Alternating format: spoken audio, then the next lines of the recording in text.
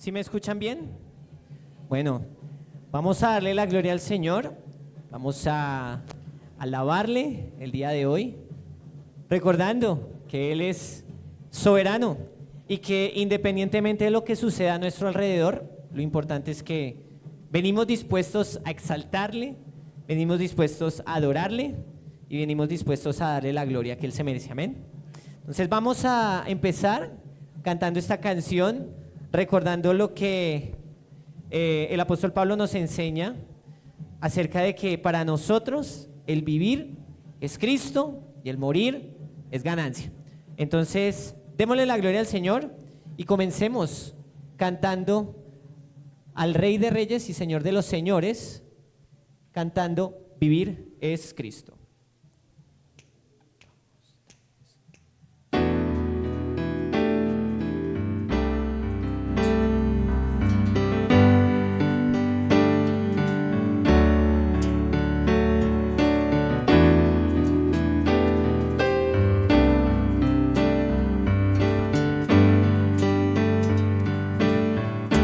Cantamos juntos.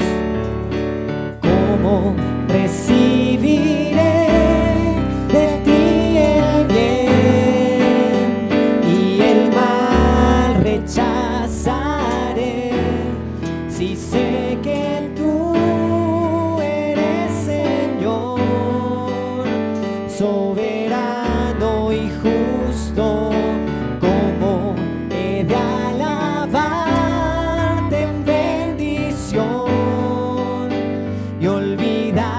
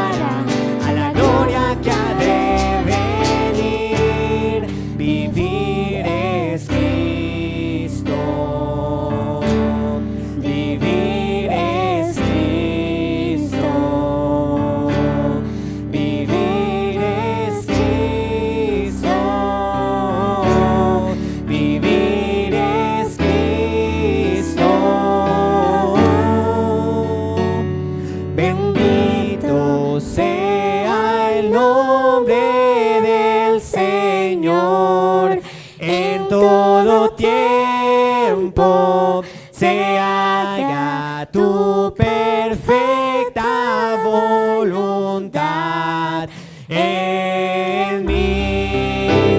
Trae gloria a tu nombre a través de mi aflicción. Dame tu gracia para ver que vivir es Cristo. Amén. Amén. Sigamos alabando al Señor, sigamos dándole la honra que Él se merece. Y bueno, agradecemos al Señor que todo lo que somos le agradece, le honra, le alaba al Señor con nuestro corazón. Entonces, démosle la gloria y la honra al Señor cantando 10,000 razones, recordando que en ese día, cuando no tengamos fuerza, cuando pensemos que todo no nos sale como esperamos, el Señor ya tiene el control de todas las cosas. Démosle la gloria y la honra al Señor.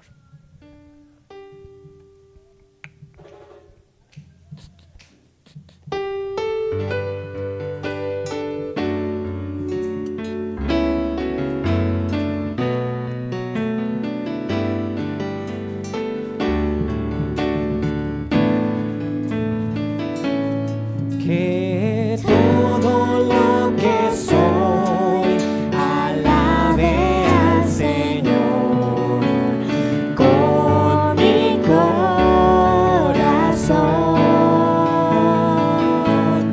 De tu grande amor cantaré, tu nombre alabaré.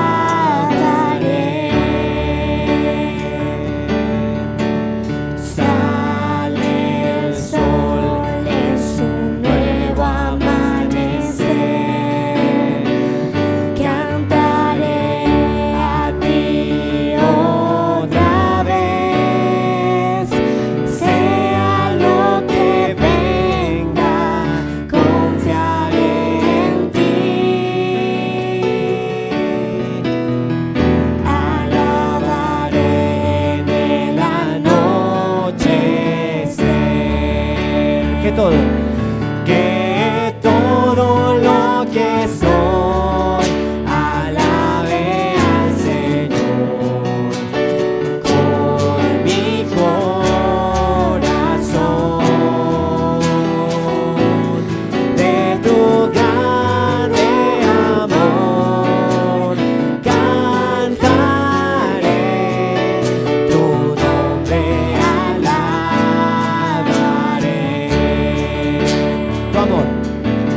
Tu amor no tiene fin y tú eres para siempre, y bondadoso es tu corazón. Por todo lo que has hecho, yo sigo cantando. 10,000 razones para alabar.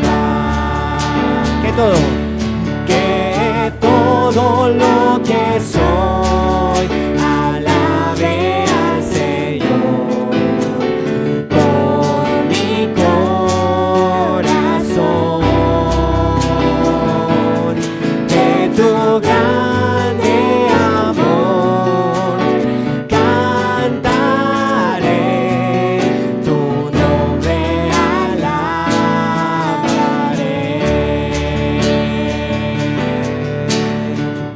Y en este día, cuando ya no tenga fuerzas y se acerque tu gloria, mi alma cantará de tu amor sin final. 10,000 años y para siempre más. Que todo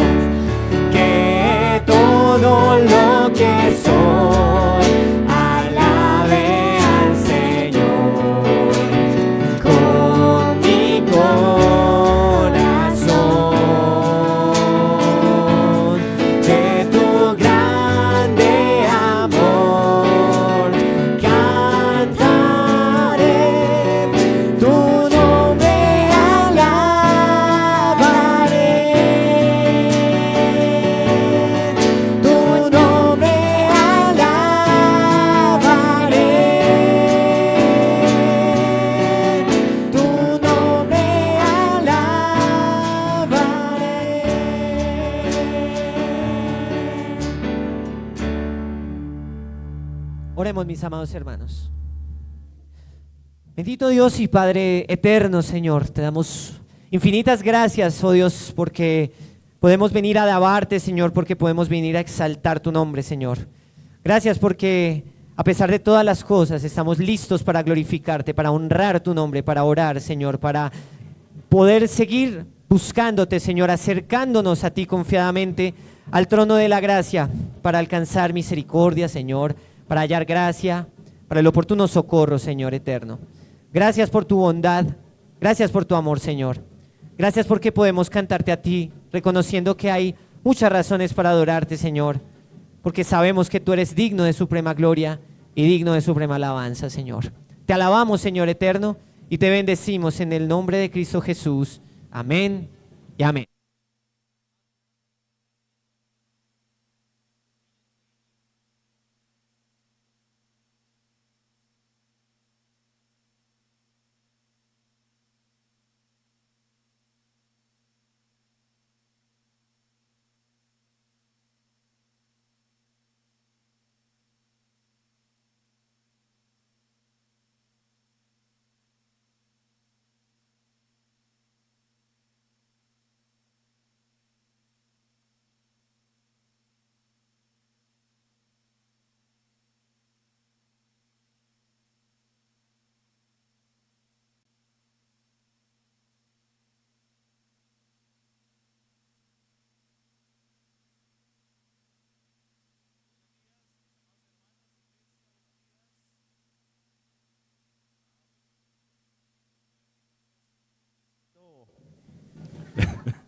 No estoy llevando el ritmo. Algunos incluso hasta la cabeza. Bueno, hoy estamos con alguna actividad acá, pero eso no impide en que estemos atentos a lo que vamos a ver el día de hoy. Gracias a Dios por sus vidas y gracias nuevamente por permitirnos estar acá. Nuevamente la invitación es que mire a su hermano, lo salude si no lo ha saludado, vea la gracia de Dios en la vida de su hermano. Dios hermosea el rostro y la vida de cada uno de nosotros. Así que así es.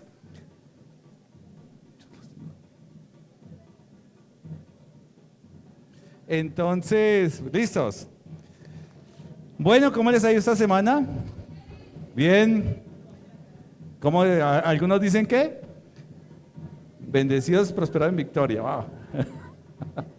Ya se la saben, ¿no? Qué bueno, de verdad que es un gozo. Yo por lo menos me gozo cuando los veo, cuando podemos saludarnos, estrecharnos la mano y siempre imaginar, algo que yo siempre trato de imaginar es ese futuro glorioso que tendremos en el cielo. Ahí, encontrándonos con ese hermano que está ahí sentado al lado nuestro en estos tiempos. Así que mis hermanos, seguimos nosotros con la lectura. ¿Está bien ahí? ¿Sí se escucha? Claro, perfecto. Nada de distracciones. Bueno, listo. Eso también es parte del entrenamiento, porque el ruido trata de hacer, el mundo trata de hacer mucho ruido en nuestras vidas. Entonces va a ser parte del entrenamiento. Así que bueno, mis amados hermanos, ha sido un tiempo de verdad, por un lado de mucha bendición, por otro de mucha reflexión de lo que estamos viviendo en los días actuales. Las noticias, lo que es el mover del mundo, la inmoralidad, todas estas tragedias. Y bueno, esta semana vamos a tocar un poco de la crisis, ¿no? No se pierda ninguna de las conferencias de esta semana, la semana de la RAI. Y vamos a hablar el tema de la crisis, ¿no? Crisis. ¿Alguien está en crisis acá? ¿Ninguno? Bueno, entonces, a los que estén en crisis los invitamos y a los que no, también, para que sepan que sí están en crisis. Entonces, ¿listos, mis hermanos? Los invito entonces, continuamos con Romanos e iniciamos capítulo 12. Hoy iniciamos capítulo 12. Gracias a Dios que nos ha permitido domingo tras domingo y la invitación, como siempre, que de pronto no solo lo que escuchemos acá, sino que llegue a su casa y pueda, ¿cierto?, profundizar, entrar en intimidad con el Señor después de haber estudiado y profundizar y aplicar, ¿cierto? Aplicar lo que Dios nos habla cada vez que leemos la Escritura. De eso se trata, es un conocimiento relacional, un conocimiento en donde queremos conocer a ese Dios relacional expresado en la Escritura, cómo su amor nos ha alcanzado, cómo su misericordia nos dirige cada día, que experimentamos cada mañana, y cómo esa paz que sobrepasa todo entendimiento se hace una realidad en nuestra vida a pesar de conflicto. ¿Usted lo cree así? ¿Lo ha experimentado? En medio de la prueba, en medio de la crisis, en medio de las dificultades, ¿ha experimentado esa paz que sobrepasa todo entendimiento? Bueno, ese es el resultado de la palabra, el resultado del poder de la palabra en nuestros corazones. Vemos entonces capítulo 12, iniciamos el 12 hoy, y hoy vamos a ver dos versículos, ¿cierto? Solamente dos, y de pronto vamos avanzando poco a poco. ¿Listos? Deberes cristianos, dice ahí. No sé si su Biblia tiene ese título ahí, que no es inspirado, pero finalmente nos indica. Yo generalmente trato de utilizar los títulos que aparecen ahí, ¿cierto? Para tener más fácil recordación. De pronto a veces podemos utilizar otros títulos, pero me gusta utilizar preferiblemente los títulos que aparecen ahí en esos capítulos. Esos títulos, repito, no son inspirados, no venían originalmente, los colocaron mucho después, pero nos dan una idea de pronto de lo que va a hablar ese paquete doctrinal que viene a continuación del título. Vamos entonces, deberes cristianos, y los invito a que nos coloquemos en pie para hacer la lectura de estos dos versículos del capítulo 12, carta a los Romanos. Vamos ahí. Así que, hermanos, os ruego por las misericordia de Dios que presentéis vuestros ¿qué? En sacrificio ¿qué? Vivo, santo, agradable a Dios, que es racional. No os conforméis a este siglo, sino transformaos por medio de ¿qué? De vuestro entendimiento, para que comprobéis cuál sea la buena voluntad de Dios y perfecta. Padre, Dios eterno, nos gozamos, Señor, en tu presencia, nos gozamos, Señor, con tu palabra, que es santa, que es pura, que es perfecta, que purifica nuestras almas, Señor. Gracias, bendito Señor, porque encontramos esa agua de vida en abundancia. Señor, nuestro corazón dispuesto a que tú nos hables al día de hoy. Señor, que nuestra mente, nuestro corazón, todas las cosas, Señor, nuestro cuerpo mismo se disponga, Padre Santo, a glorificar y exaltar tu precioso nombre. Gracias, Señor, por este tiempo. Oramos, Señor, para la gloria de tu nombre, y oramos en el nombre de tu Hijo amado Jesucristo, nuestro Señor y Salvador. Amén. Amén. Los invito a que nos coloquemos en pie, pueden tomar asiento, porque ya están de pie, entonces de pronto saltan y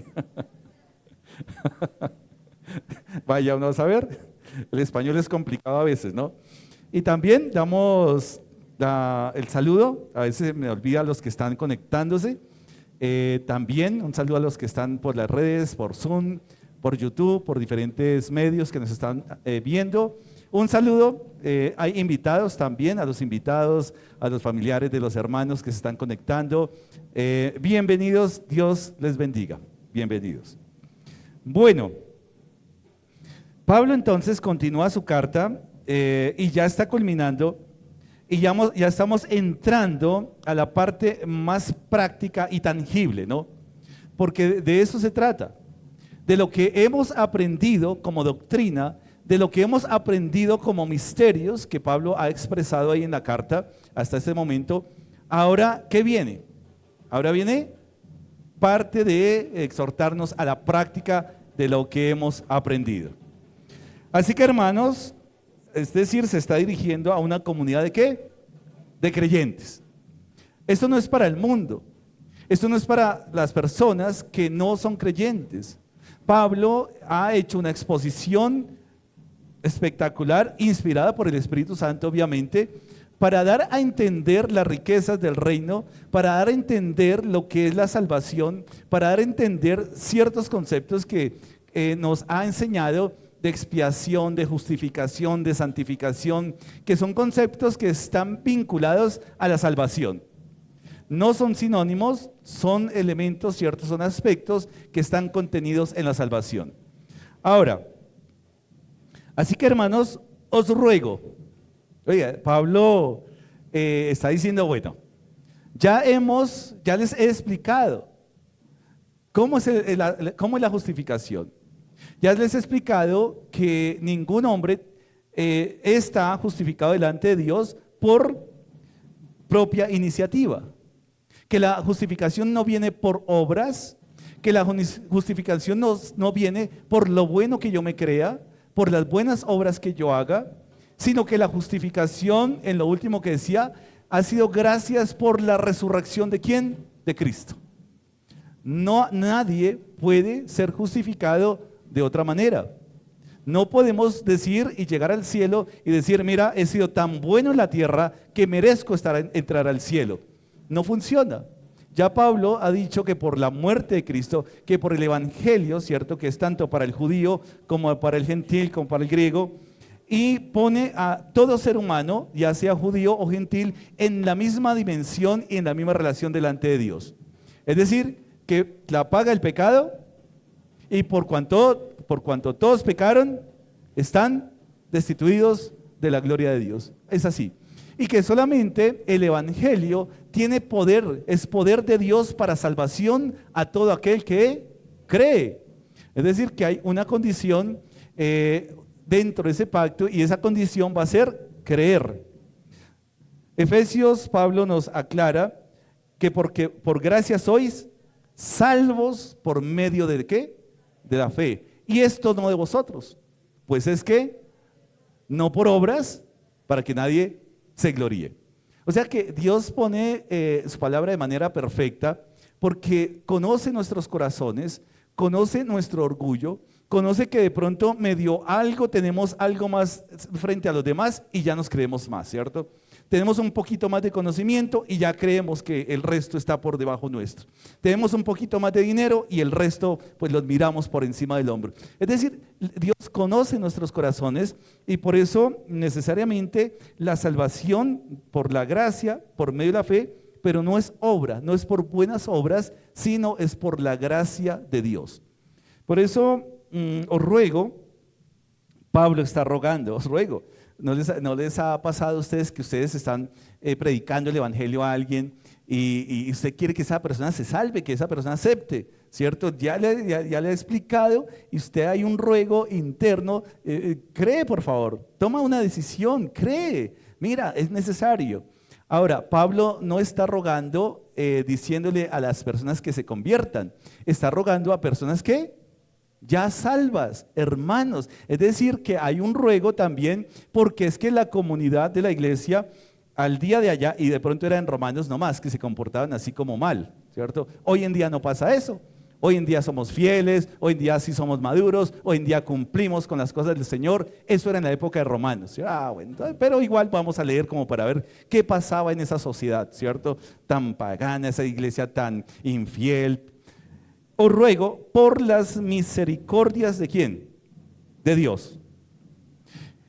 Y claro, Pablo ha tocado en muchos aspectos la misericordia de Dios. Ahora, la misericordia, en algunas definiciones, podríamos decir, por decir algo, dice acá una de las definiciones o afirmaciones, corazón ante la miseria.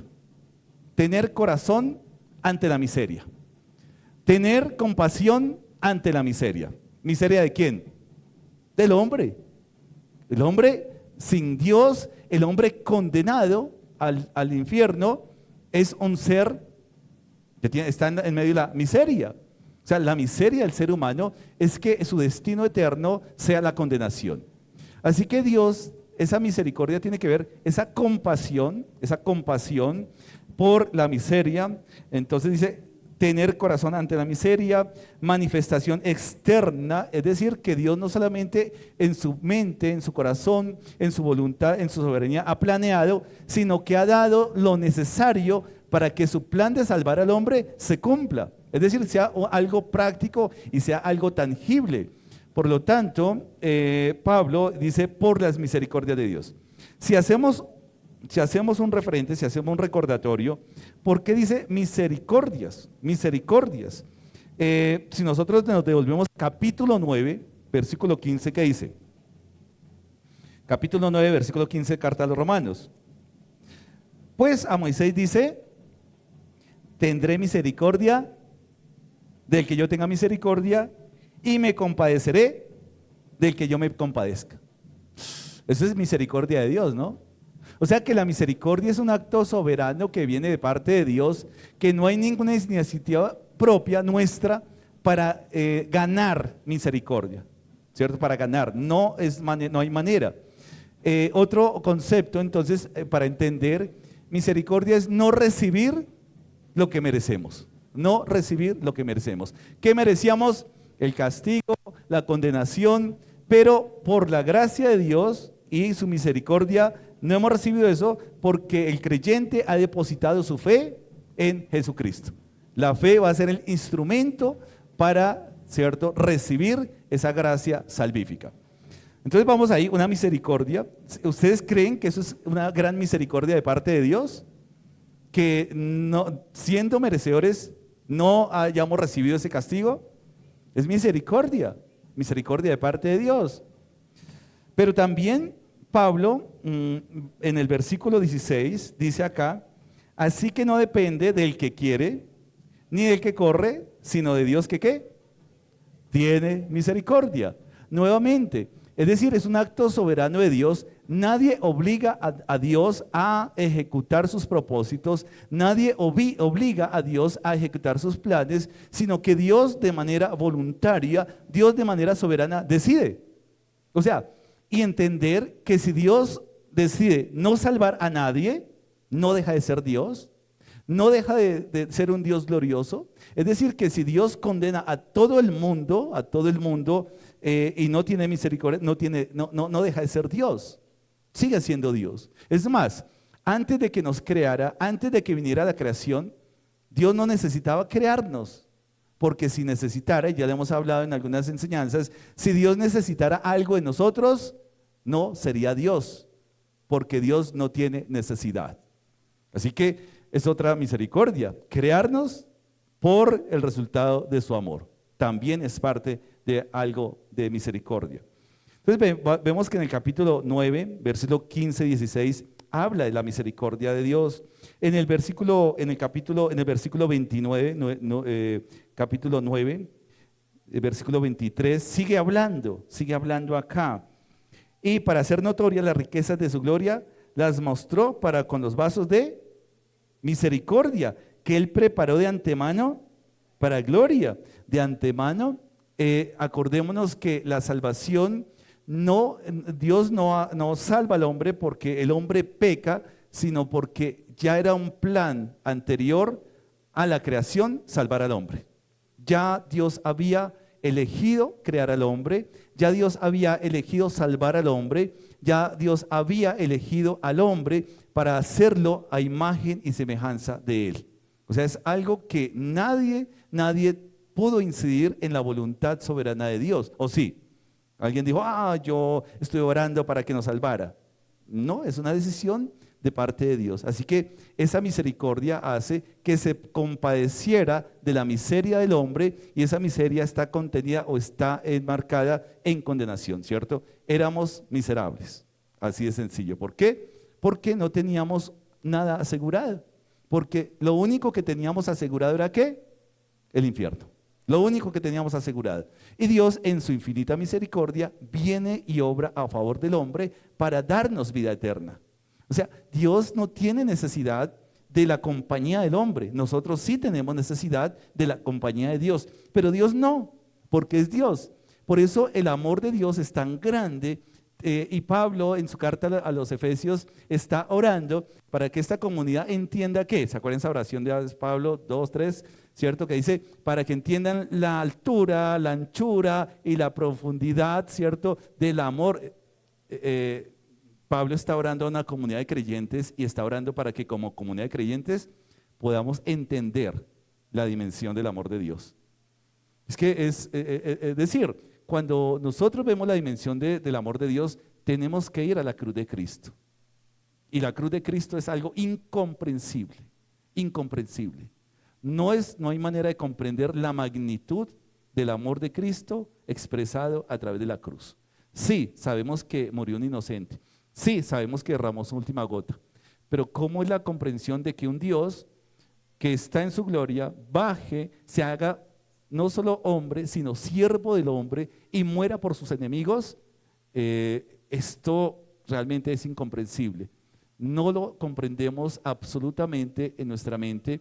Tendremos que estar en la eternidad para entender algo más, pero realmente es algo que no podríamos explicarlo en palabras humanas. Es el amor infinito de Dios, un amor eterno, y lo eterno se sale de nuestro alcance, se sale de nuestra experiencia. Lo eterno vaya más allá de nuestra comprensión, porque lo que podemos comprender escasamente es lo que es temporal. Nacemos con un tiempo, nacemos en una dimensión temporal, así que lo eternal está por encima de lo que nosotros podemos entender y conocer. Esto es algo asombroso. Y dice acá, sigue diciendo Pablo, ¿qué está rogando? Os ruego, ¿por qué? Por las misericordias. Ya nos ha mostrado misericordias. O sea, Dios es un Dios misericordioso. O sea que cada mañana, ¿qué? Son nuevas. O sea, ¿lo hemos experimentado? ¿Lo han vivido? ¿Lo pueden testificar? Y esto es algo que debe perseguirnos constantemente a nosotros los creyentes, la misericordia de Dios. Es algo que debemos tener presente nosotros, la misericordia de Dios. Por misericordia podemos levantarnos, podemos trabajar, podemos hablar, podemos respirar. Es decir, toda la experiencia del hombre en cuanto a relación con Dios debería haber un acto o sentimiento de ¿qué? Misericordia. Misericordia. ¿Estamos acá por qué? Por misericordia de Dios. No hay nadie que pueda decir, no necesito de Dios. Soy tan fuerte que no necesito de Dios. No, es la misericordia de Dios. Es decir, nuevamente, corazón ante la miseria del hombre. Es decir, Dios tiene compasión, y la compasión no es solamente un acto de pensar, la compasión es un acto de actuar, ¿cierto? Valga la redundancia ahí. Es algo de actuar, de obrar en favor de, y efectivamente Dios ha obrado en favor del hombre pecador. Lo hemos experimentado nosotros en nuestra vida. Estábamos perdidos, estábamos condenados, pero en algún momento la gracia de Dios inquietó nuestro corazón. Dios nos da esa fe salvífica, y por esa fe salvífica recibimos el regalo de la vida eterna. ¿Le hace falta algo a usted? ¿O no? ¿Algo más que Dios haya quedado en deuda con usted? Nos ha dado todo, ¿cierto? O sea, esto es algo que hay que pensar, porque y a veces no es suficiente, ¿no? O sea, queremos pedirle más a Dios y más a Dios, pero nos ha dado, no ha agotado nada, sino incluso la vida de su propio Hijo, ¿cierto? La vida de su propio Hijo ahí en la cruz. Y lo que viene, que presentéis vuestros ¿qué? Cuerpos en santo, agradable, que es vuestro culto racional. Y eso es muy interesante, porque tenemos que colocar cada palabra donde está ahí, ¿cierto? Entendemos que lo que está presentando Pablo es que definitivamente lo lógico, lo obvio y el resultado esperado es que nosotros presentemos ¿qué? Nuestros cuerpos en sacrificio vivo, santo, agradable a Dios. Es lo lógico. O sea, después de todo lo que Dios ha hecho, dice el culto, su entrega, su convicción, lo lógico es que usted sea el sacrificio vivo, sea un sacrificio vivo. ¿Usted es un sacrificio vivo o no? Se cayó el Zoom. Se cayó el Zoom en la iglesia. ¿Qué es un sacrificio vivo? ¿Qué será un sacrificio vivo? ¿Será el sacrificio que nos hace ir con piedritas a Monserrate, subir Monserrate? ¿Será el sacrificio que hace que nos latiguemos, ¿Cuál será? ¿O será el sacrificio o mi sufrimiento como sacrificio? No. Ningún sacrificio del hombre tiene un efecto vicario. Es decir, ningún sacrificio nuestro, ningún sufrimiento, ningún dolor tiene un efecto vicario. ¿Qué quiere decir? Que ningún sufrimiento nuestro, ningún sacrificio nuestro, por más grande que sea, puede traer salvación. Solamente hay un único sufrimiento, un único sacrificio que hace posible que podamos tener salvación y es el sacrificio de Cristo. Ahí es la cruz. Quiero invitarlos a libro de Levítico. ¿Les gusta el libro de Levítico? Si usted va al libro de Levítico, casi todo está en rojo. Rojo sangre. Porque efectivamente habla de ¿qué? De sacrificios, de sacrificio. ¿Les gusta leer ese libro o ustedes son los que pasan Éxodo? Uy, no, mejor me voy a Nuevo Testamento después de... Dice Levítico, este libro de Levítico, mis hermanos, tiene una particularidad y es que Dios está estableciendo la manera en que debe ser adorado, la manera en que el pueblo debe acercarse a Él, la manera en que el pueblo tiene cómo acercarse a Él en los términos de Dios. Es decir, eso que decíamos en nuestra vieja escuela, en nuestra vieja data, yo adoro a Dios a mi manera. Usted llega al Levítico y Dios dice, lo siento, si tú quieres adorarme a mi manera, a tu manera, estás perdido. Establezco una manera en la que quiero ser adorado, en la que debo ser adorado, una manera en la que tú no puedes adorarme a tu manera, y Levítico va a establecer las normas rituales y las normas ceremoniales para adorar a Dios. No es cualquier cosa acercarse a Dios. La paga del pecado es muerte, se ha establecido desde el comienzo, la paga del pecado va a ser muerte. En el momento en que en el Edén esa primera pareja pecó, se separó, hubo separación, porque la muerte en la Biblia es separación. El libro de Levítico entonces nos establece las normas, y algunos lo entienden como normas de los levitas. ¿Para qué? Para el culto. Y por eso vamos a encontrar los sacrificios, las ofrendas, y por eso vamos a encontrar el holocausto, ¿cierto? Vamos a encontrar ofrendas cruentas, es decir, ofrendas que involucran sangre, pero también ofrendas incruentas, es decir, que no involucran sangre. No todas las ofrendas involucraban sangre, hay ofrendas vegetales que obviamente por obvias razones no involucran sangre, ofrendas vegetales. Pero acá en el libro de Levítico, esta porción que quiero que leamos, nos va a enseñar cómo es que Dios está estableciendo, y acordémonos, podemos nosotros dimensionar que el pueblo de Israel recién ha salido de la tierra de Egipto. Y el ejemplo que doy en algunos momentos es que, por ejemplo, si usted va a otra nación, de pronto nosotros acá en el interior vamos y estábamos hablando este ejemplo que me gusta dar. Si usted va 15 días a la costa, usted llega ¿qué? Hablando costeño. De pronto, ajá. O de pronto llega, no, es que el arroz de coco no lo puedo dejar. Es que listo. O llega, ¿cierto? Con alguna maña, cuando de pronto usted viaja a otro país y tiene alguna maña que traer porque pues, algo se le pegó, ya sea por algo que haya aculturado en su corazón, de pronto usted fue a Israel y de pronto viene con kipá aquí, ¿cierto? Bueno, no sabemos, ¿cierto? Si un viaje de 15 días, si de pronto un viaje de un mes alcanza a afectar, ¿cierto? Su cultura, su corazón, su dialecto incluso. Usted imagínese una nación 400 años en un país exterior, ¿cierto? En un país extranjero. ¿Cómo estará su mente? ¿Cómo estará su corazón? Es decir, que en este momento, cuando el pueblo de Israel sale de Egipto, Egipto no ha salido del corazón del pueblo. O sea, las costumbres todavía están en su mente, en su corazón, a pesar de que ya han salido, pero hay cosas que persisten y por eso hay cosas que en el desierto el pueblo israelí no entiende. No, sí las entiende, porque es que sacar 400 años de cultura pagana, eso es muy difícil. Y eso eso que Dios está tratando con ese pueblo, pero Moisés se da cuenta que eso es una tarea muy compleja. Y Moisés se va a dar cuenta que es que el problema no es de la ley, el problema no son de los mandamientos, el problema es de ¿qué? Del corazón del hombre. Así que los sacrificios no eran ajenos al pueblo, las dietas, ¿cierto? Todas las prácticas ceremoniales, los bautismos, la circuncisión, los sacrificios, no eran ajenos a la mente y el corazón, pero tenían otro significado, totalmente diferente.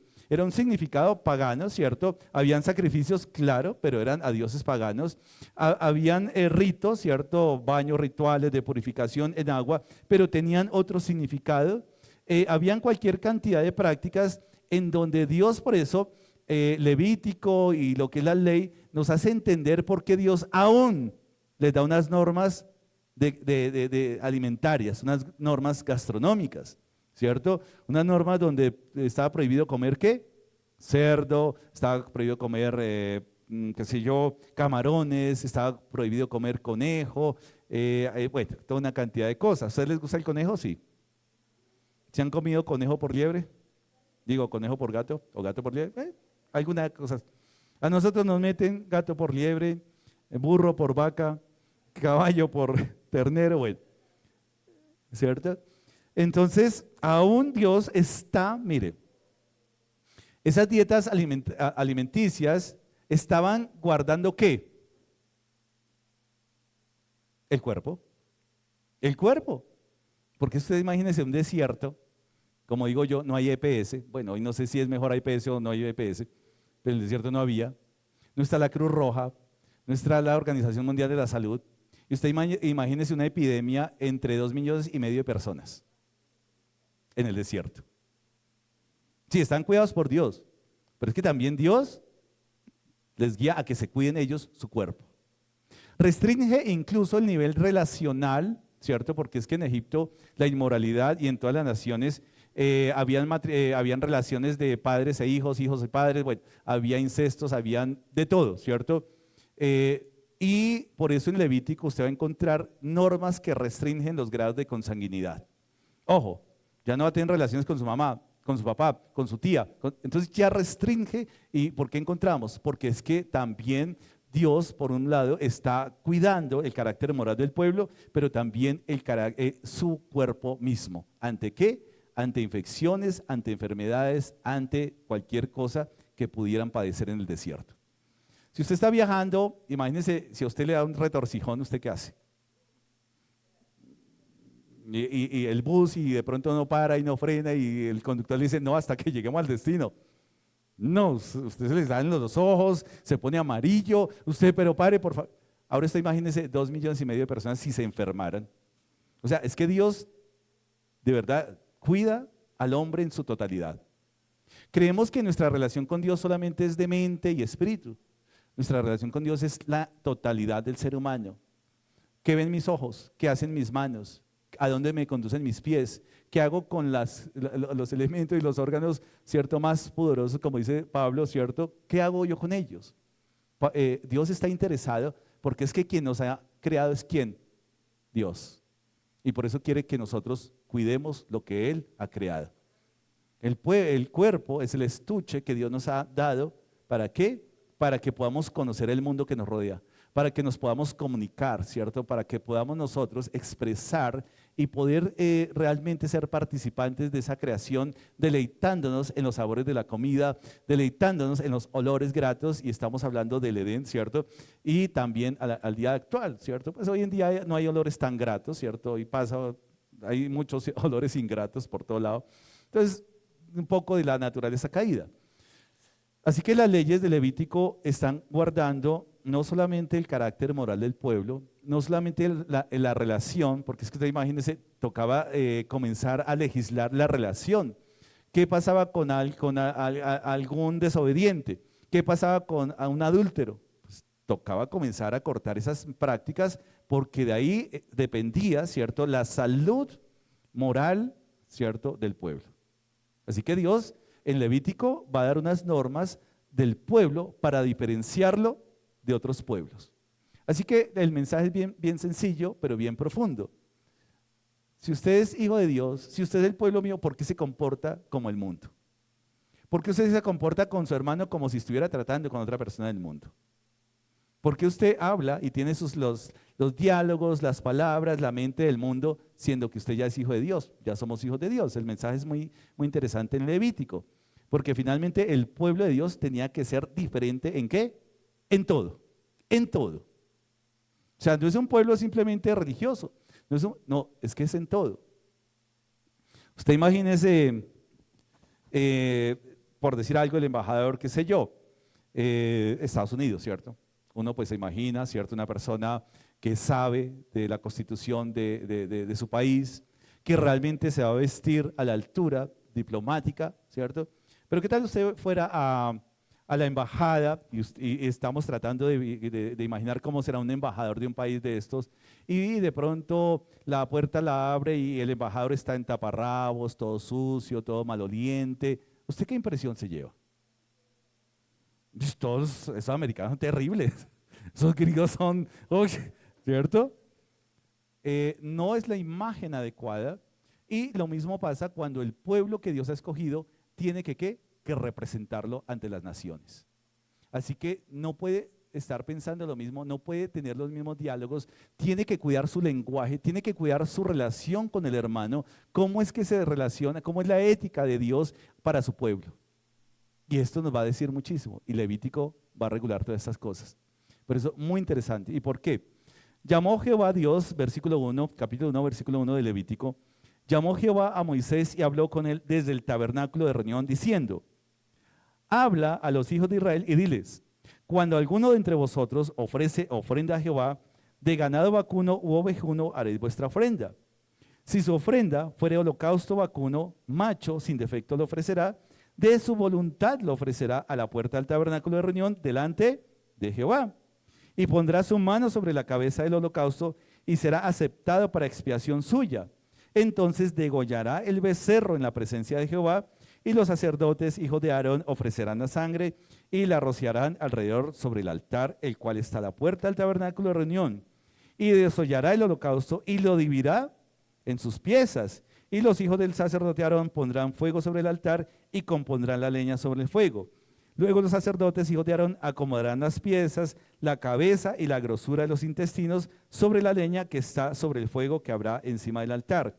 Y lavará con agua los intestinos y las piernas, y el sacerdote hará arder ¿qué? Todo sobre el altar. Holocausto es ofrenda encendida de olor grato para Jehová. Los holocaustos, que quiere decir ofrendas encendidas, no era algo ajeno al pueblo de Israel y tampoco era algo ajeno a quienes, a las otras culturas. Habían ofrendas quemadas en las otras naciones, claro. Y una de las lógicas que utiliza el hombre para hacer ofrenda a los dioses, y hablando en general de estas culturas, era que los dioses le habían dado en comida, en sustento, de alguna manera devolverle parte a esos dioses era por medio del fuego.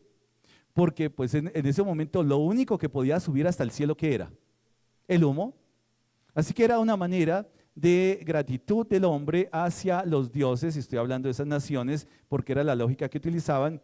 Así que ese fuego subía, ¿cierto?, delante de la presencia de los dioses, y esos dioses olían, ¿cierto? Olían porque la mitología de esas naciones decían, esos dioses olían, ¿cierto? Y decían, wow, esa carne está sabrosa, ¿cierto? Uy, qué delicia. Y no quiero hablar más porque estamos a mediodía y de pronto usted su mente comienza a cavilar en otras dimensiones, ¿cierto? Pero era la lógica, porque los dioses de las otras naciones tenían necesidades. Si usted va a la mitología griega, dioses que tienen necesidades de los hombres para que los hombres les sirvan, le traigan el vino, cuando hay mucho calor los hombres comienzan. Son dioses construidos por los hombres que van a la necesidad del hombre, pero son ídolos que no existen. Así que el olor fragante, sabemos que Pablo está recurriendo a una figura donde ese olor fragante no es el olor de la carne asada, no es el olor. No es que Dios pueda tener una nariz grande y diga, wow, qué rico, sí, huele a cordero, qué chévere, ¿cierto? No está, está recurriendo a una ilustración, a una ilustración. ¿Por qué? Porque hay varias cosas que Dios está dando instrucción y uno dice, pero esas instrucciones tan precisas, claro, son precisas. No podemos tener iniciativa. Nosotros no podemos cambiar lo que Dios ha establecido, y si Dios no podemos cambiar aún este tipo de cosas, no podemos cambiar nada en cuanto al requerimiento de Dios para santidad. ¿Vamos ahí? ¿Cómo tenía que ser? ¿Qué tenía que hacer el ofrendante? Traer del holocausto una ofrenda, ¿qué? Vacuno, ¿cierto? ¿De las vacas o de los? ¿Están ahí? ¿Algunos están bostezando? ¿Será por el hambre? ¿Sí? ¿Será por la ofrenda? ¿Ya comenzaron a percibir ese olor de la carne del holocausto? Bueno. Si alguno está así como, bueno, por el humo, dele, motívelo, diga, estimúlelo al amor y las buenas obras. Bueno. ¿Ofrecerá eso? ¿Era voluntario o no? Era voluntario. ¿Cierto? Era voluntario, dice acá. De su voluntad lo ofrecerá, ¿a dónde? En la puerta del tabernáculo de reunión, ahí. ¿Delante de quién? Y pondrá su mano sobre ¿dónde? La cabeza del holocausto. Y será aceptado para expiación. ¿Se acuerdan qué es expiación? Expiación, y lo vemos nosotros por allá en el Arca de Noé, que tiene que ver con la palabra calafatear, que tiene que ver con la acción de cubrir, ¿cierto?, el arca para que al arca no entrara, ¿qué? El agua, ¿cierto?, esa agua de juicio. Y expiación tiene que ver con cubrir el pecado, pero también cubrir al pecador de la ira de Dios. Eso es expiar, ¿cierto? Por eso dice para expiación suya. Entonces, ¿qué hace? Degollará ¿el qué? En la presencia, y los sacerdotes, hijos de Aarón, y ahí vienen los sacerdotes, ofrecerán la sangre y la rociarán alrededor sobre el altar, el cual está a la puerta del tabernáculo de reunión. Imagínese usted el cuadro, está la víctima, que es el corderito, ¿cierto? Y hay que degollarlo. Si se degolla, ¿qué va a salir? Sangre, poquita, mucha. ¿Y cómo es ese espectáculo? Es algo fuerte, ¿no? Es algo fuerte. O sea que ya de hecho está viendo el efecto del pecado, el precio del pecado. Es decir, esa sangre que es algo terrible, ¿cierto? Es algo que genera un choque, un impacto psicológico, un impacto visual. Ya está diciendo el impacto que el pecado está teniendo, no solamente en la vida del ofrendante, sino la ofensa ante Dios, el costo, ¿cierto? El costo de matar un cordero que no tiene nada que ver, es inocente. ¿Qué más dice acá? Entonces ofrecerán la sangre y la rociarán alrededor sobre el altar, el cual está a la puerta del tabernáculo de reunión, y desollará ¿qué? ¿Y desollar qué es? O sea que es un espectáculo un poco complejo, ¿no? O sea, la sangre, ahora desollarlo. Si usted vaya a desolle, ¿cierto? Desollar, quitarle la piel como tal. Y dice acá, y lo dividirá en sus piezas. ¿Cierto? Y bueno, ahí estaba la ayuda de los levitas, los sacerdotes, dice acá. Y colocarán, ¿cierto? ¿Qué es lo que lavan? Y Aarón acomodarán las piezas y la grosura de los intestinos sobre la leña. O sea, miren el espectáculo, ¿no? Está desollando, quedan las piecitas, quedan todas las cosas ahí como regadas, los intestinos. Y dice que los intestinos y las patas, ¿qué? Hay que lavarlas. Claro. ¿Por qué los intestinos hay que lavarlos? Por el estiércol. O sea que comenzar a purificar, porque usted imagínese los intestinos que hay en los intestinos. Pues, estiércol, ¿cierto? ¿O no? ¿Sí? Alguien que sepa acá, hermano que sabe de estas cosas. Entonces, y las patas, si las patas están por ahí, pues las patas están ¿qué?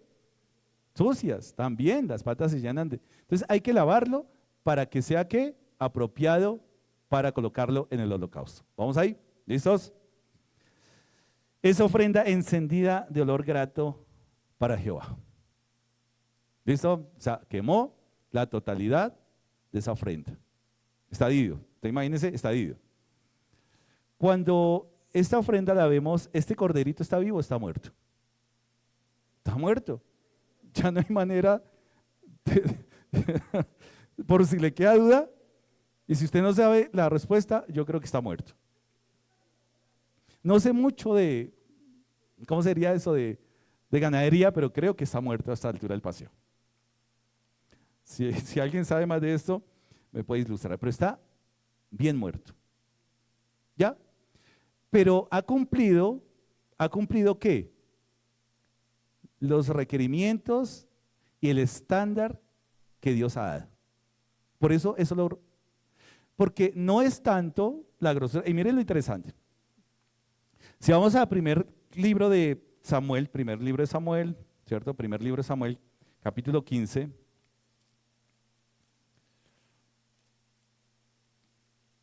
Sí, primer libro de Samuel, capítulo 15. ¿Se acuerdan ese pasaje? Bueno, 15 es Saúl desobedece y es desechado.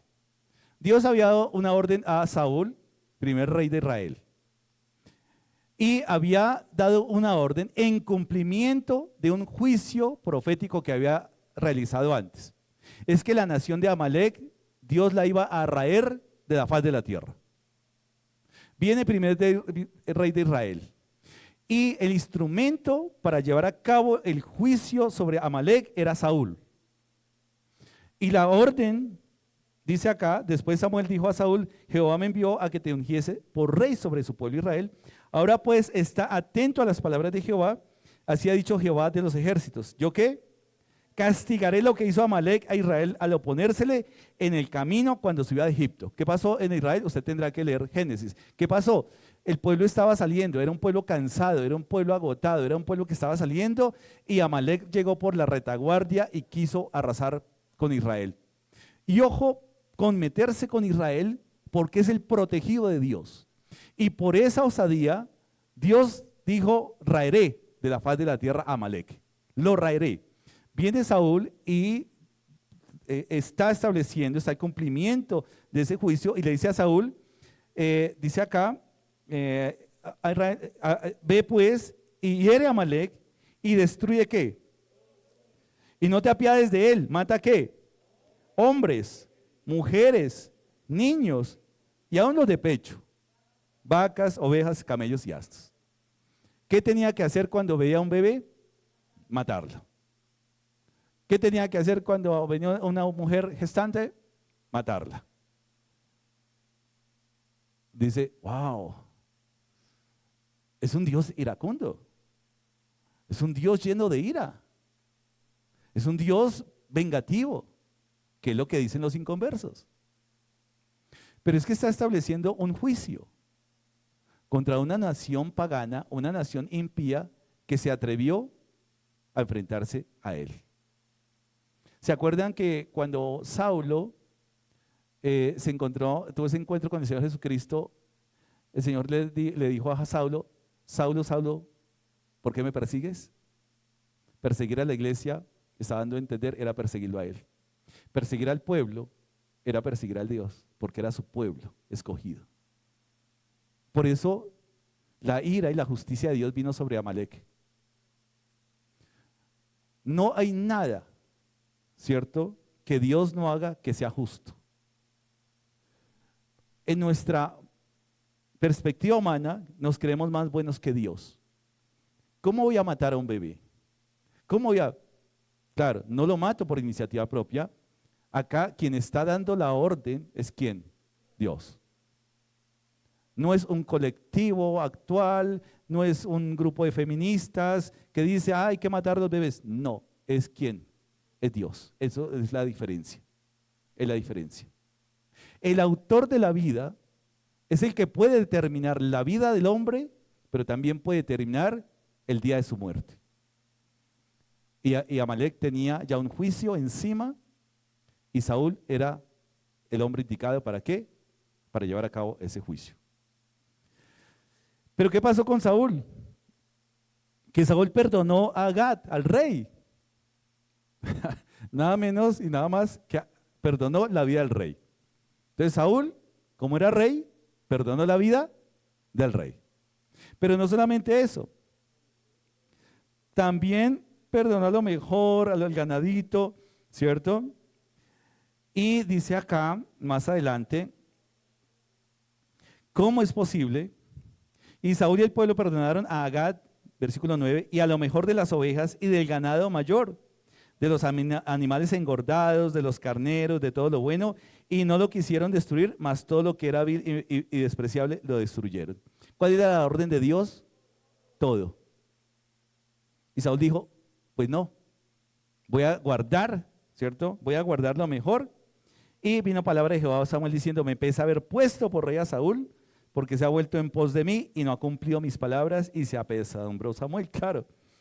Entonces, dice más adelante, y se apesadumbró Samuel y clamó Jehová toda aquella noche, madrugó luego Samuel para ir a encontrar a Saúl por la mañana, y fue dado aviso a Samuel diciendo, Saúl ha venido a Carmel, y aquí se levantó un monumento, y dio la vuelta, y pasó delante, descendió a Gilgal, bueno, hizo fiesta, ¿cierto? Vino pues Samuel a Saúl, y Saúl le dijo, bendito seas tú, Jehová, yo he cumplido la palabra de Jehová. ¿Qué dijo Saúl? Y Saúl respondió, bueno, yo he cumplido la palabra de Jehová. Samuel entonces dijo, pues qué balido de ovejas y bramido de vacas es este que yo oigo con mis oídos. ¿Cae más fácil que? ¿Más rápido? Que un cojo. Él no terminó de decir eso y comenzaron a balar las ovejas y a bramar las vacas, ¿cierto? Como decir, presente. ¿Cómo es que he cumplido? Si Dios había dicho todo.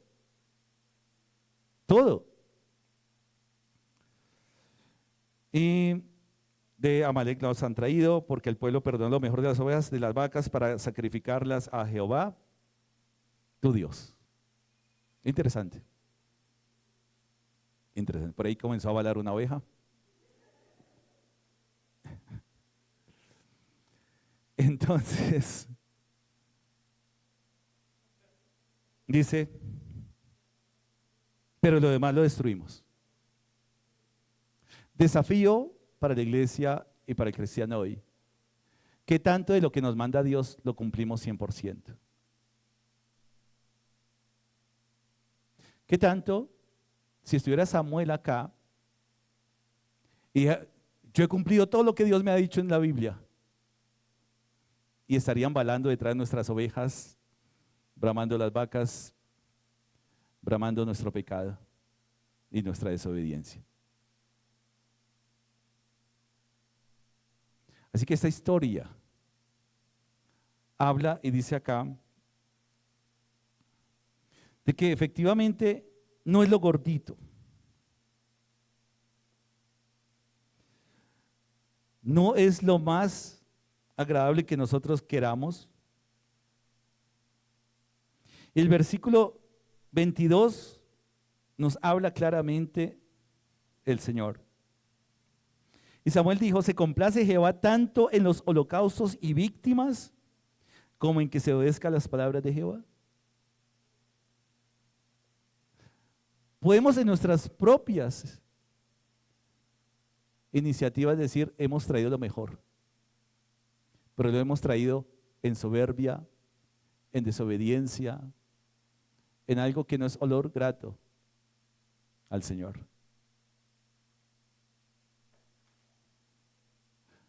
Cuando venimos acá, traemos nuestra mejor actitud. Cuando ofrendamos, damos lo que realmente debe y merece Él. Y eso es algo que debe golpear nuestra vida totalmente. ¿Qué clase de gordura le estamos trayendo? ¿Qué clase de excelencia le estamos trayendo al Señor? o somos religiosos creyendo que Dios se va a sorprender con las cantidades que le traigamos y no con ese corazón obediente que Él quiere. ¿Qué quiere Dios cuando pide esa ofrenda? ¿La grosura o la obediencia? La obediencia. Así que es una ilustración que, a diferencia de Levítico, la orden como la da Dios es un olor fragante, un olor fragante. Y a diferencia de Samuel, podría haber traído lo mejor, pero no era un olor fragante. Era un olor terrible. Cuando Pablo dice, os ruego, es que cuando nosotros vemos la palabra, toda esa cantidad de dureza del pueblo en toda la historia, dureza y dureza y dureza, y Dios mostrando su misericordia, y la respuesta del pueblo, ¿cuál fue? Dureza. Os ruego, leámoslo nuevamente, dice que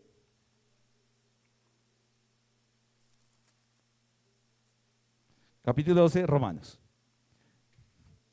Os ruego, por las misericordias de Dios, que presentéis vuestros cuerpos en sacrificio vivo, santo, agradable a Dios, que es vuestro culto de oración. ¿Listos? Lo lógico.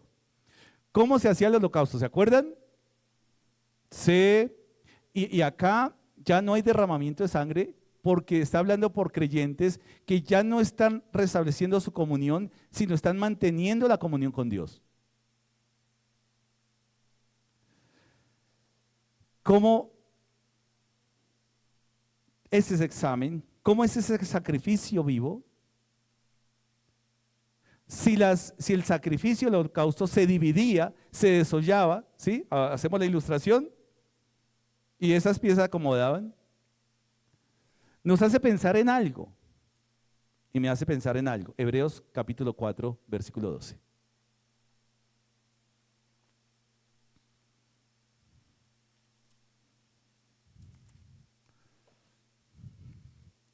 Versículo 12. Porque la palabra de Dios es que viva y eficaz, más cortante que toda espada de dos filos, y penetra ¿qué? Hasta partir el alma y el espíritu, las coyunturas, los tuétanos, y discierne ¿qué? Y las intenciones del corazón. ¿Qué es sacrificio vivo? Entonces la palabra que es viva y eficaz ya no es un cuchillo físico, ya no es un cuchillo que nos va a despedazar y ver cómo está nuestras entrañas, ver cómo está cada músculo, cada hueso, sino que la palabra de Dios nos va a examinar efectivamente cómo estamos en cuanto a sacrificio vivo. ¿Cómo está cada parte? Podemos nosotros estar aparentando. Podemos aparentar santidad, podemos aparentar amor, podemos aparentar algunas cosas. Pero finalmente esta espada de doble filo es la que va a expresar, ¿cierto? Es la que va a penetrar a ese sacrificio vivo que somos nosotros. Por eso os ruego que presentéis ¿qué? ¿Cómo está nuestro corazón? O sea, si el pecado fuera algo, digamos, que se manifestara en un corazón oscuro, ¿cierto? Algo que entre más pecado, más negro. Bueno, una tinta negra así. O más mala, ¿cierto? Entonces, sacaron nuestro corazón, y si está muy contaminado de pecado, ese cuchillo va a salir ¿qué? Negro. Fue a nuestro cerebro y nuestros pensamientos ¿qué? Terribles, ¿cierto? Así que, ¿por qué era necesario dividir las partes conforme a lo que Dios ha establecido? Porque también era una manera de verificar que ese sacrificio que ese cordero que no estuviera enfermo. Era también la manera de verificar que no tuviera defecto. Porque podría ser el más gordito, podría ser el más lanudito, pero internamente podría estar ¿qué? Enfermo. No servía. No servía. Por eso, sacrificio vivo, la apariencia no va a servir. El simular no va a servir. La hipocresía no va a servir. ¿Se acuerdan la higuera que no floreció? Puras hojas, puro bulto, pura apariencia, pero no había ¿qué? Fruto en la higuera. ¿Cómo esa palabra nos escudriña y cómo ese sacrificio vivo quiere decir que todo lo que tenemos, cómo nuestros pensamientos están obrando en olor fragante para Dios? O sea, nuestros pensamientos son constantemente olor fragante para Dios. Nuestras intenciones, nuestros deseos, la manera en que miramos a los hermanos, la manera en que nos referimos a los hermanos. Sacrificio vivo es que es permanente. Porque el que ya se quemó y no, ya no hay manera. Pero el sacrificio vivo es permanente. No son mis pensamientos únicamente cuando vengo acá. No es mi corazón únicamente cuando vengo acá. No es únicamente cuando hago cosas de la iglesia.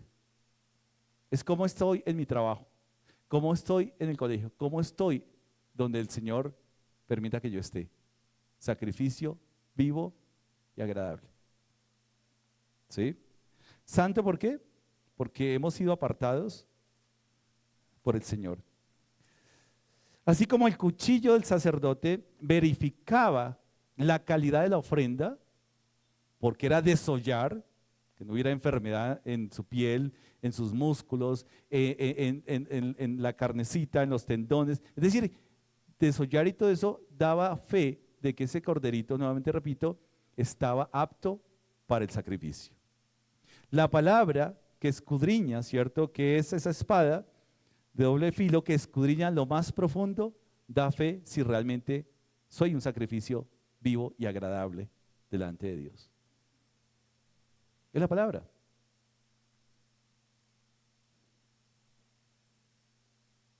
¿Se acuerdan Malaquías? Estuvimos viendo Malaquías, ¿no? ¿Qué pasó con el pueblo? Ya había restaurado el templo, ya había restaurado la ley, ya había restaurado los muros. Y ya con todo completo, el pueblo dejó de ¿qué? De ser fiel al Señor. Presentaba cualquier cosa, cualquier corderito, el tuerto, el cojo, el enfermo. ¿Y se acuerdan Dios qué dice? Vaya usted presente eso a un príncipe, vaya, presente a ver qué hace. Lo mata, lo degolla. Y eso es lo que ese sacrificio a veces nos hace pensar en que damos nuestras mejores fuerzas, nuestras mejores motivaciones, nuestra energía y se la damos al mundo y venimos a traer sacrificio enfermo al Señor.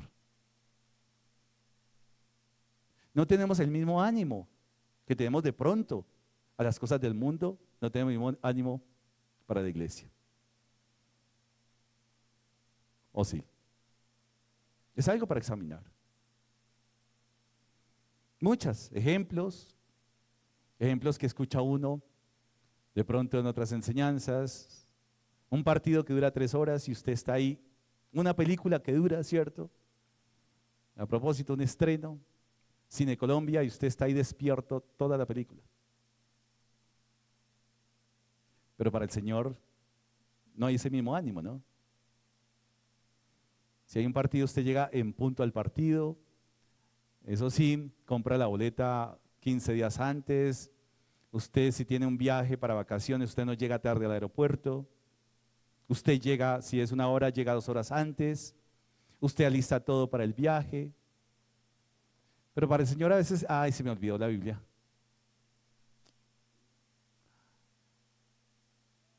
En la ofrenda está rebuscando y estamos rebuscando lo último, el sueltico. ¿Sabían que hay más billetes? Y claro, acá no hablamos mucho de ese tema. Hay billetes más creyentes que otros, ¿no?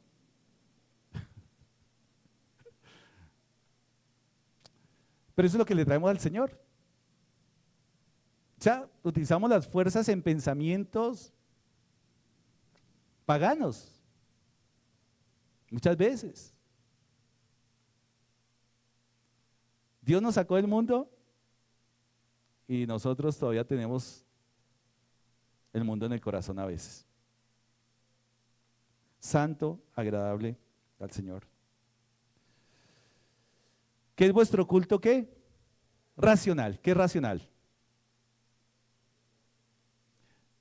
Y hay que precisar porque, y yo pregunto porque en algún momento en una enseñanza, y esto fue en serio, no es una ilustración. ¿Cierto? Ustedes saben que yo a veces veo programas de ficción para traer ilustraciones acá, pero esto no es ficción. Y estaban explicando, este señor estaba al frente y decía que racional era por raciones. Que el Espíritu Santo daba por raciones y porciones a cada uno. Entonces dice, bueno, qué locura, ¿no? Y racional tiene que ver con ¿qué? Con listos. Levanten la mano a los que Dios le dio un cerebro. No, levántela sin pena, no, es un ejercicio nomás. De pronto uno les da vergüenza porque creen que es una dinámica que no vale la pena. Vale la pena. ¿Por qué? Porque todo lo que respira, alaba al Señor. Si Dios le dio a usted un cerebro, ¿es para qué? ¿Para que lo use? ¿Para pensar? Si Dios le dio una mano, ¿es para qué? Para que las use. El culto racional es que mis pensamientos estén afectados por la palabra. Que mis decisiones estén afectadas por la palabra. Que mis emociones estén afectadas por la palabra. ¿Sabe por qué nos gusta más el Face que ir a la palabra? Porque no nos hace pensar. Y Dios es un Dios que quiere y nos exige ¿qué? Pensar. Pensar. Inquirir es eso. Inquirir es hacerle preguntas serias y determinantes al texto, pero no nos gusta. Y Dios no nos va a dar un cerebro para que no lo utilicemos. Dios no nos va a dar un cuerpo para que no lo usemos. El culto racional tiene que ver en que todo lo que Dios le ha dado, ¿sí se acuerdan de la ofrenda? ¿Qué quedaba por fuera? Nada. Está la cabeza, las piernas, la piel, todo estaba ¿en dónde? En el holocausto. Dios no quiere dejar algo por fuera nuestro. Y a veces creemos que, no, mis manos, no, Dios quiere mi alma, mi espíritu. Dios no negocia su plan y Dios quiere que todo, absolutamente de todo de nosotros, sea olor fragante delante de Él. En el Edén, el hombre tenía que estirar su mano para guardar el jardín del Edén.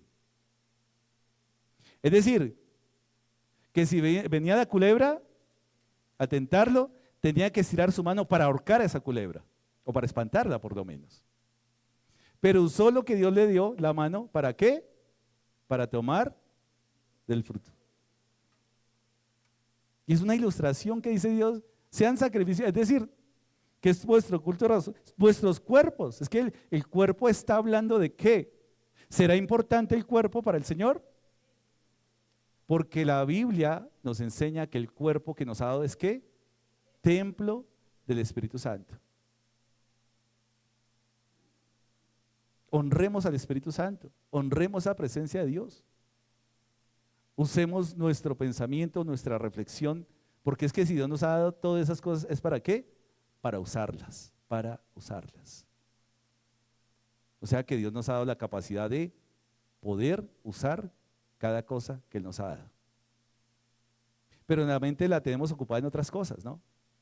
La mente nos gusta no pensar, nos gusta de pronto distraernos, que eso trae un menor esfuerzo. El esfuerzo no nos gusta.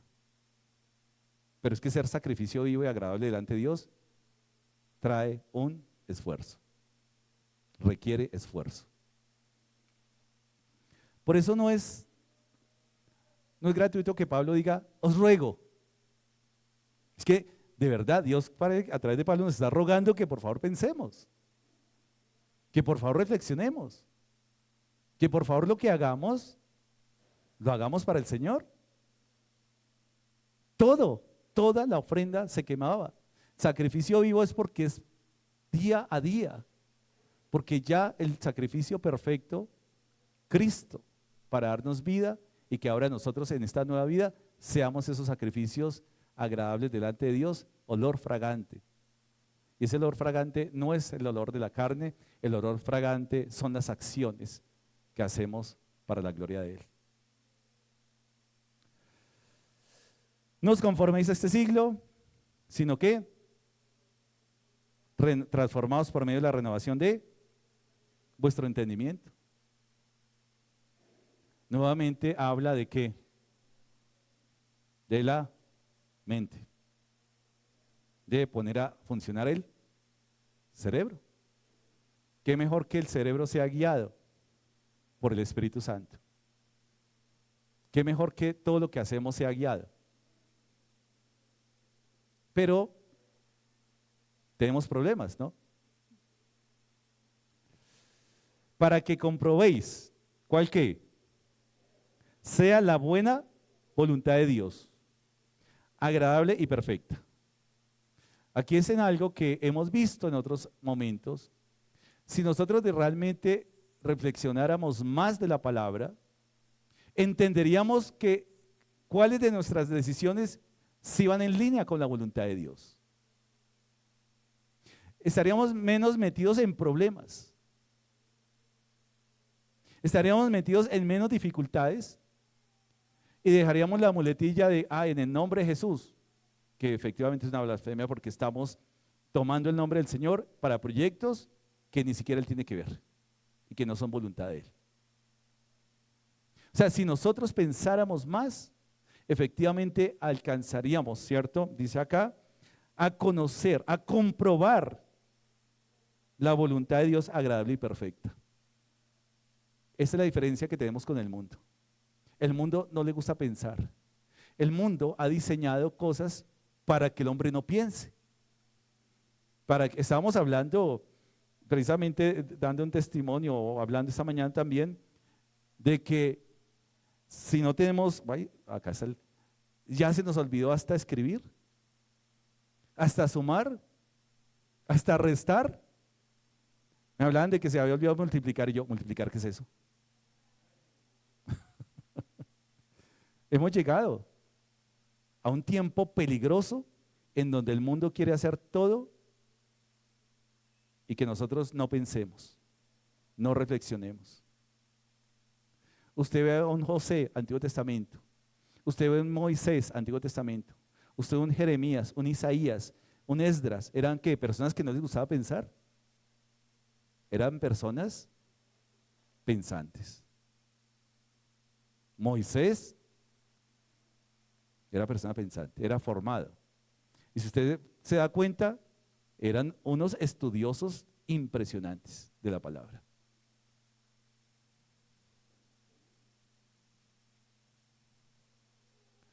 Así que mis hermanos, esto de verdad que es una bendición conocer esta verdad, de que todo lo que nos ha dado Dios, nada nos sobra.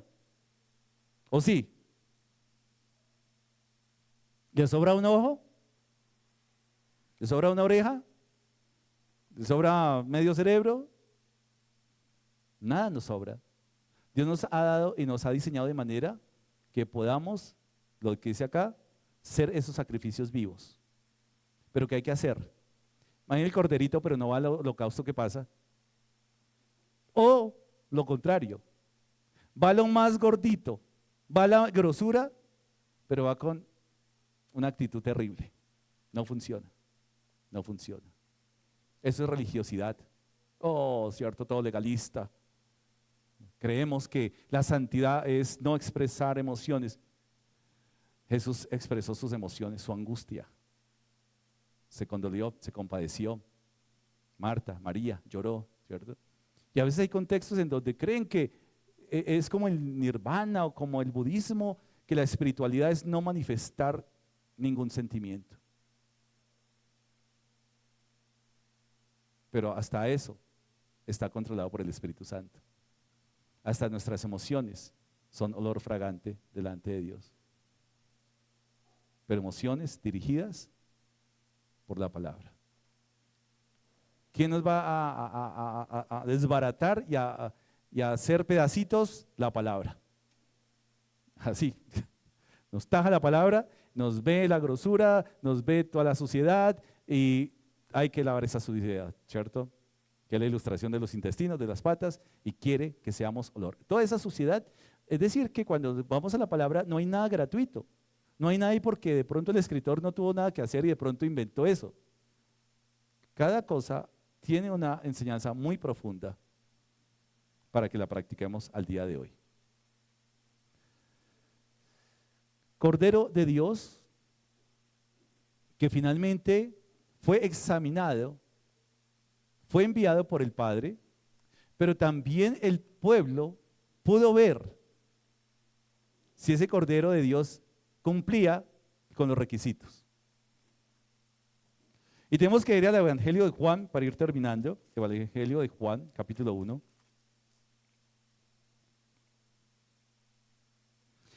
Y dice Juan en su Evangelio, capítulo 1, versículo 14.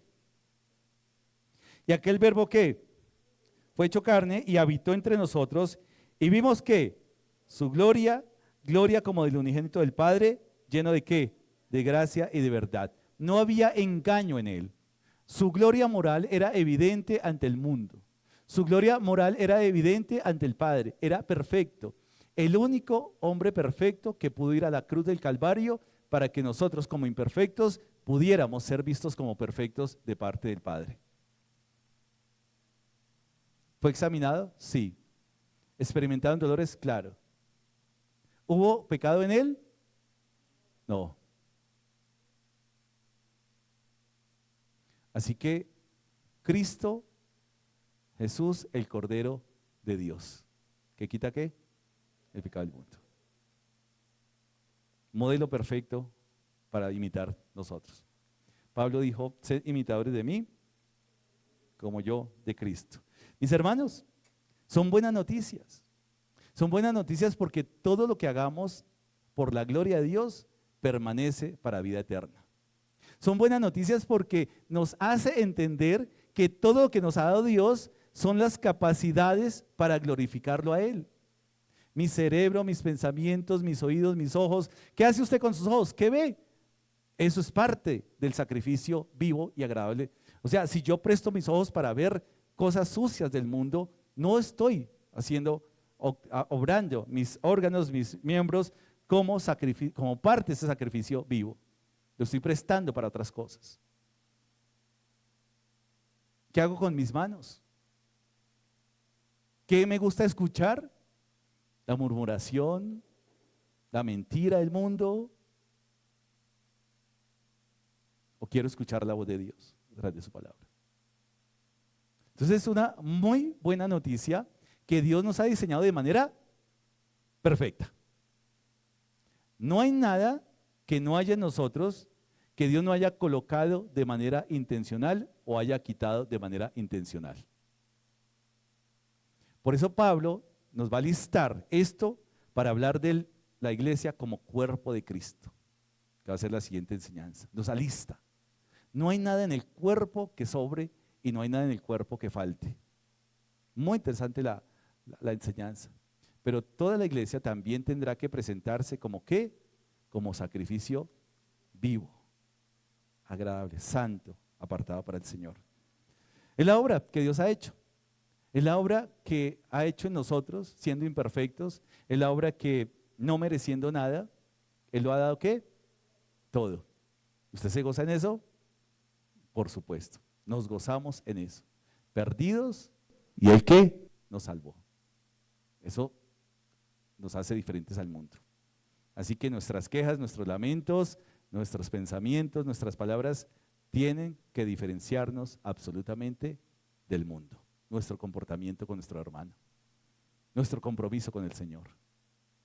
Padre, a ti sea toda la gloria, bendito Señor.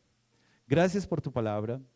Gracias, Señor, porque nos muestras un camino excelente, un camino, Señor, que tú has trazado, un propósito y una creación perfecta porque viene de ti. Buen Padre, buen Dios, gracias una vez más por permitirnos acceder a tu palabra, por estas enseñanzas, Señor, que, Señor, nos hace reconocer que no usamos todas las cosas que tú nos das para la gloria de tu nombre. Por eso te pedimos perdón cuando usamos cada miembro, cuando usamos cada parte de nuestro cuerpo, nuestros ojos, en cosas que no edifican, en cosas que no te agradan, en cosas, Señor, que tú abominas, pero Señor, gracias por la instrucción en tu palabra, porque nos conduce por caminos seguros para vida eterna. Buen Dios, gracias por cómo nos has creado, con un cuerpo, con un alma, con un espíritu, Señor, para que podamos experimentar la grandeza y la gloria de tu nombre. Señor, oramos por aquellos que no te conocen. Oramos por aquellos familiares, aquellos amigos, aquellas personas que son vecinos, compañeros de trabajo, que no te conocen y nosotros podamos también dar testimonio de tu grandeza, que podamos compartir el evangelio, que nuestra boca, Señor, hable, Señor, de esa buena noticia, Señor, que ese sacrificio vivo, agradable, santo, perfecto delante de ti, sea esa constante en nuestra vida, en nuestra mente, en nuestras decisiones, Señor. Padre amado, a ti sea la gloria, la adoración y la honra que te corresponde. Y oramos en el nombre de tu Hijo amado Jesucristo, nuestro Señor y Salvador. Amén y amén.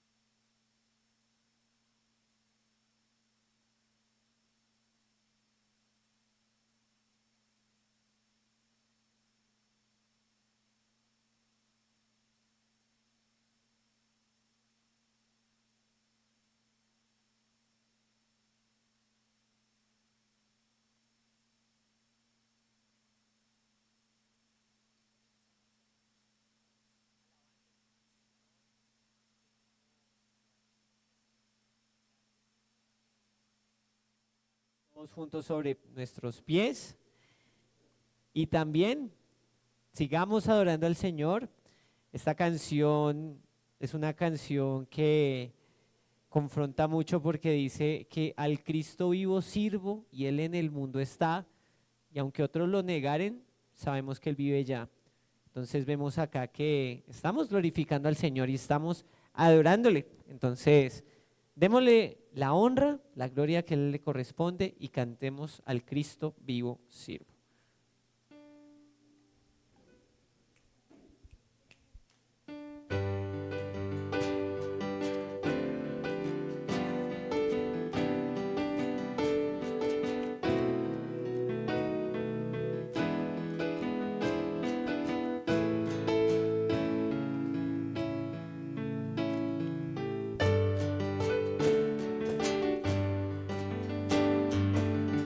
Cantamos juntos.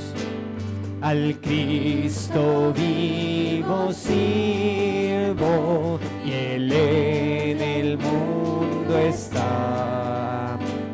Aunque otros lo negaren, yo sé que Él vive ya. Su mano tierna veo, su voz consuelo da. Y cuando yo le llamo, muy muy cerca está. Él vive, hoy vive el Salvador. Conmigo está y me guardará, mi amante redentor. Él vive, me imparte salvación. Sé que viviendo está porque vive en mi corazón. Damas, en todo el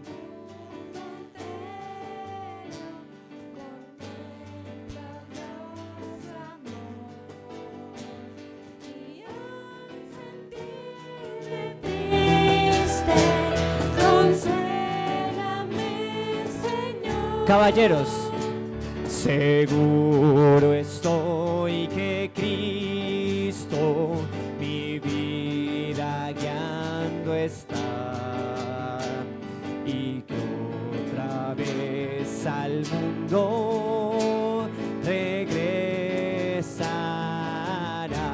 Todos juntos. Él vive, hoy vive el Salvador.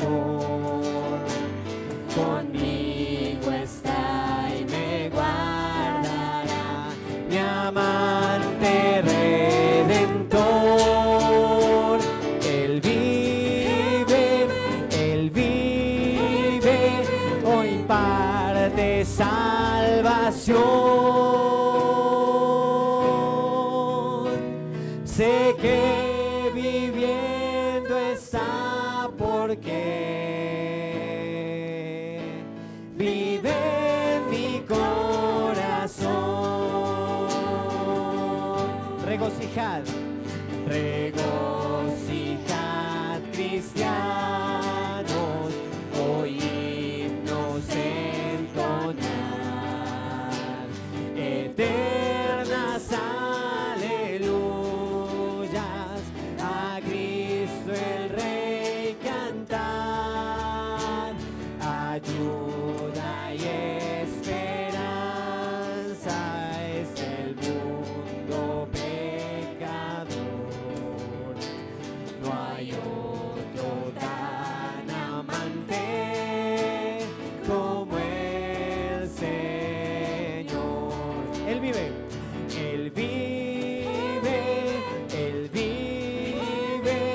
hoy vive el Salvador. Conmigo está y me guardará, mi amante redentor. Él vive, me imparte salvación. Sé que viviendo está porque vive en mi corazón.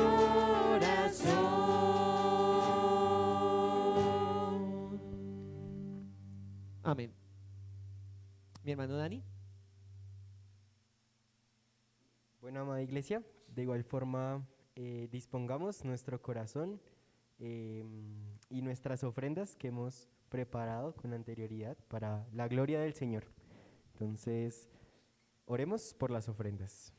Amado Dios, te damos gracias por tu sustento, por tu provisión. Gracias por las fuerzas que nos permites tener, Señor, para poder trabajar. Gracias por los dones, por los talentos que tú has puesto, Señor, también para permitirnos servirte. Gracias porque todo es para tu honra y tu gloria, Señor. Todo lo que nosotros tenemos, no lo merecemos, es por tu gracia, Dios. Y permítenos, Señor, tener un corazón dispuesto a darte a ti, Señor, lo que tú te mereces. Primeramente, Señor, el primer lugar en nuestras vidas, en nuestros corazones, Señor. Pero de igual forma, permítenos disponer, Señor, de nuestro corazón, lo económico, Señor, para poder sustentar, sosteniendo tu obra, Señor, que eres tú quien provees. Gracias porque hasta aquí tú nos has traído y tú nos has ayudado. Permite, Señor, te rogamos por tu sabiduría, Señor, para administrar estos recursos, para que tu obra, Señor, se siga expandiendo, Señor, y que tu evangelio, Señor, se siga llevando hasta lo último de la tierra, para que tu nombre sea glorificado. Oramos en el nombre de Cristo Jesús. Amén.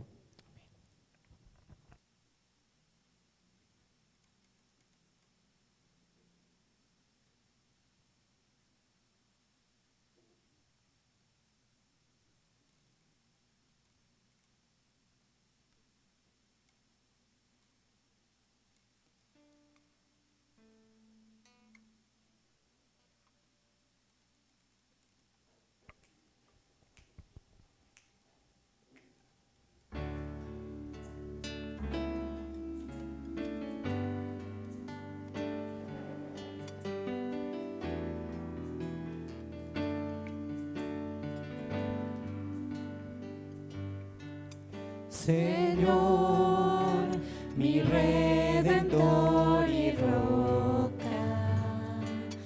gran tesoro de mi corazón, mi Dios, como tú no hay otro, solo en ti hay gozo y salvación. Tu amor más alto que los cielos y tu gracia más honda que el mar. Tu ley es mi sabiduría, mi bien mayor y mi necesidad.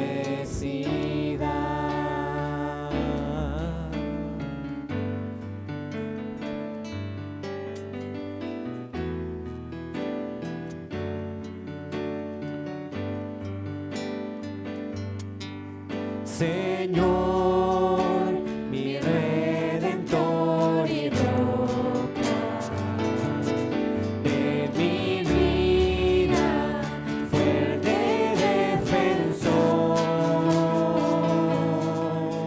Señor, tú eres mi espada contra el mal, mi escudo protector, mi canción se acechan enemigos, esperanza en medio del dolor, mi bien en todo sufrimiento, refugio fiel en densa oscuridad.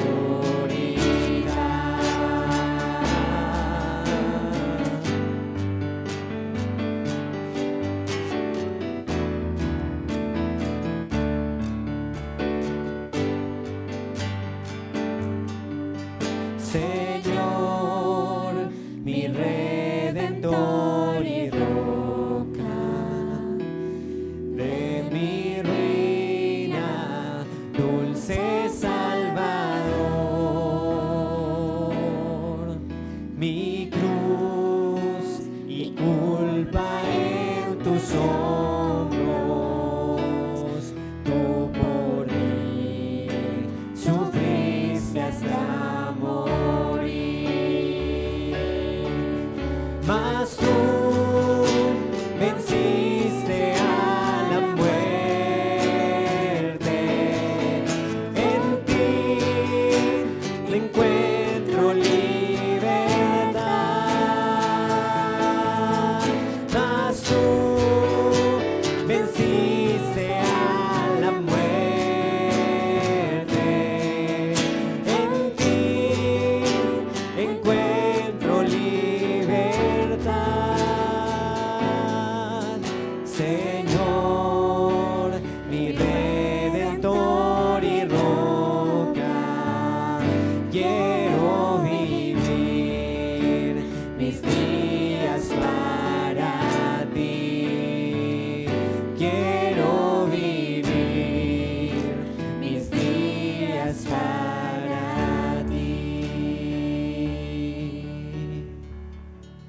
Amén.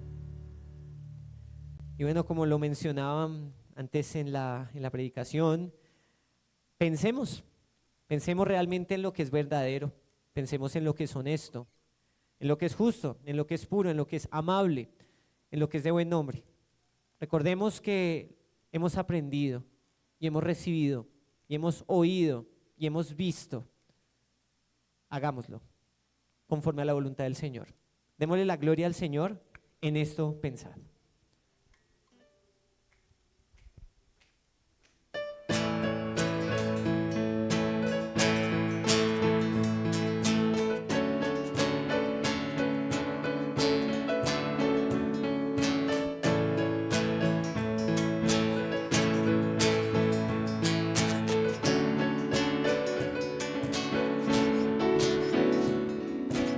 Todo lo que es verdadero, todo lo honesto, todo lo justo, todo lo puro, todo lo amable, todo lo que es de buen nombre.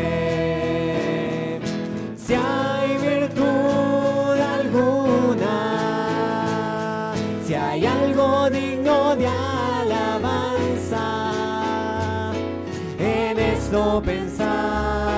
en esto pensar. Todo lo que es verdadero, todo lo que es verdadero, todo lo honesto, todo lo justo, todo lo puro, todo lo amable, todo lo que es de buen nombre. Si hay virtud alguna, si hay algo digno de alabanza, en esto pensar, en esto pensar.